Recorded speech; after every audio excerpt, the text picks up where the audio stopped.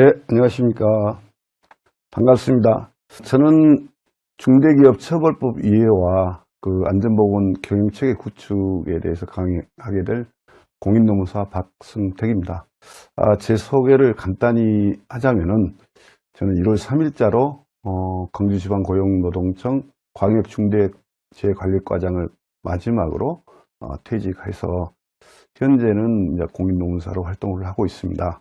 그동안 어떤 근로감독관, 또 산재예방감독관, 또 산재예방지도과장, 근로개선지도과장, 또 고용센터에서는 취업지원과장, 지도협력과장 등 고용과 노동 두루 경험을 하였습니다. 그럼 강의를 시작하도록 하겠습니다. 오늘 강의 내용의 목표는 중대기업처벌법상의 안전보건관리 책임과 의무 조치는 누구인가? 오늘 강의에 참석 수강 대상자가 CEO로 알고 있습니다.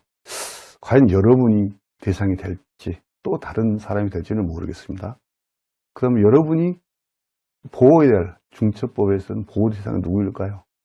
종사자라는 개념을 도입되어 있죠. 중처법에 처음 도입됐습니다. 아마 뒤에서 좀 설명이 되도록 하겠습니다.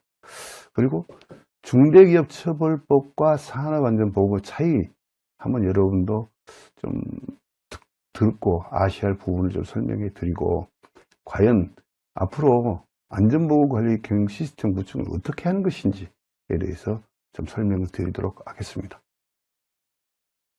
우선 제정 배경 목적, 그 다음에 중대기업 처벌과 산업안전 비교, 법령의 주요 내용, 그 다음에 안전보건 경영관리 시스템 구축의 순으로 설명을 드리겠습니다.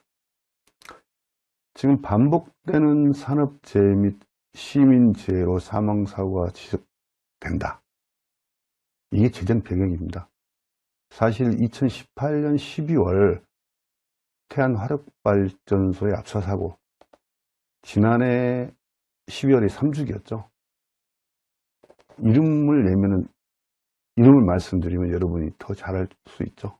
김영준 안타까운 어떤 근로자 사망사고죠. 또 20년 4월에 물류창고 화재 폭발사고, 38명의 안타까운 근로자가 사망한 재해가 발생됐습니다. 또 시민재해로서는 가습기, 그 다음에 세월호 사건, 이런 산업재해와 시민재해가 연이어 발생되기 되면서 중대기업 처벌법이 제정하게 된 배경입니다. 이것도 정부 입법이 아닌 의원 입법으로 제정되게 됐죠. 그래서 지난해 공표되었음에도 불구하고 어쩌습니까? 안타깝게도 시행되기도 전에 지난 6월달은 학동 사구역 철거 건물이 시내버스를 덮치면서 안타까운 17명의 사상자가 발생한 사고가 발생됐죠. 그리고 올해 1월달에 화정동 아파트 붕괴사고, 또 6명 사상자가 발생한 안타까운 사고가 발생됐습니다. 이러한 사고를 보면서 여러분 어떤 생각이 듭니까? 건설 현장은 아니지만은 지난해 말 올해 또 산업단지에서 화재 폭발 사고 연이어 발생됐고, 또 2월 달에 발생된 지금 현재 중처법 수사를 받고 있죠.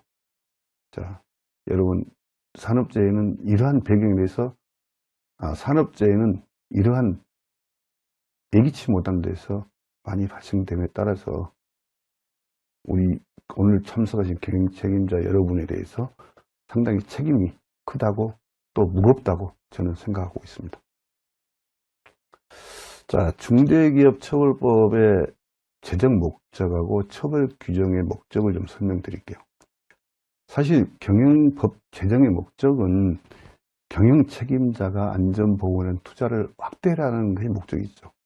실질적으로 기업의 최고 경영 책임자가 투자를 결정할 수 있는 결정권과 승인권자가 있겠죠. 그래서 경영 책임자에게 안전보건에 투자를 확대를 해라는 얘기죠. 그리고 안전보건에 대한 체계적 관리 의무를 부여했습니다. 결국은 투자를 확대하고 부여하고 책임과 의무를 부여함으로써 중대재해를 예방하는 것이 법 제정의 목적입니다. 또한 처벌 규정 목적도 근로자를 포함한 종사자와 일반 시민의 생명과 신체 보호 수단으로서 어떤 처벌 규정을 한 것이지 처벌 자체가 궁극적인 목적은 아니에요. 다시 말하면 안전보건, 법 제정의 목적처럼 투자를 확대하고 안전보건에 대한 체계적 관리 의무를 충실히 해서 중대재해를 예방하면 처벌하지 않겠다는 것이 중대기업처벌법의 주된 목적입니다. 다시 말하면 중대재해가 없으면 처벌도 없다는 그러한 사항이 되겠습니다. 그리고 중대기업처벌법의 지향점이죠. 이제 기업에게 법령이 정한 기준대로 하라는 의미가 아니라 기업 스스로 사업장 내 위험 요인을 발굴해서 제거, 대체, 통제 방안을 마련, 이행하고 이를 지속적으로 개선하는 체계를 구축하도록 하는 것입니다. 즉, 경영 책임자가 경영 목표 달성을 위한 관리를 하듯이 안전도 이제 경영의 일부라는 인식하에 산업재해 예방을 위한 시스템을 갖추도록 하는 취지입니다. 여기에서 중대기업처벌법이 시행되면서 우리 기업하시는 경영계 쪽에서 항상 뭘 어떻게 해라는 얘기냐, 항상 불평 불만도 많았고, 뭔 가이드라인도 제시한 것도 없이 무조건 기업 스스로 알아서 해라는 그런 볼면서로도 많이 있었습니다. 여기서 중요한 게 있습니다. 경영 책임자와 경영 목표를 달성을 관리할 때도 어떤 가이드라인이 없었거든요. 이제 안전도 중대산업재해, 중대재해를 예방하기 위해서는 경영 목표로 달성을 위한 관리를 하듯이 안전도 이제 경영의 일부라는 인식하에서 기업 특성, 규모에 맞게 안전경영을 해달라는 얘기죠.